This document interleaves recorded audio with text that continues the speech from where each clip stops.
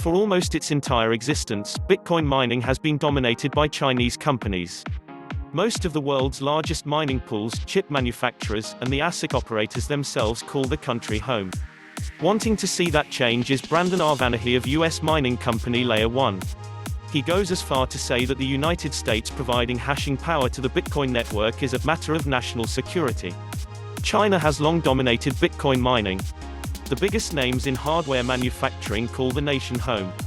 These include Bitmain, Canaan Creative, and Ebbing. The world's largest mining pools are also operated out of China, and cheap electricity encourages hardware deployment in the country. US firm Layer 1 is aiming to give the US better representation in terms of Bitcoin mining.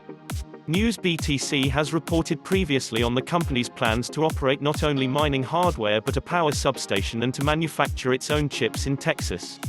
As detailed it in a Medium post last year, the company has assembled a roster of industry veterans to bring the US up in terms of the hash rate it contributes to the network. These include founders from Genesis Mining, Blockbase Group, and Layer 1 Capital.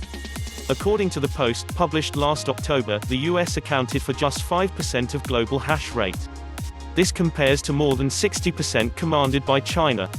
The chief security officer at Layer 1, Brandon Arvanaghi, describes the company as the United States' first vertically integrated Bitcoin mining company. By manufacturing chips and harnessing energy itself, the company will be entirely independent of the Chinese mining industry. Arvanaghi adds that the US increasing its share of the global hash rate will become a matter of national security in the future. Presumably, he subscribes to the narrative that Bitcoin is going to be very important in years to come. Although far from it today, the endgame for many of those optimistic of Bitcoin's future is a world in which Bitcoin is the planet's reserve currency. In this scenario, it is not hard to imagine a need for major economic powers to control a decent share of the entire global hash rate.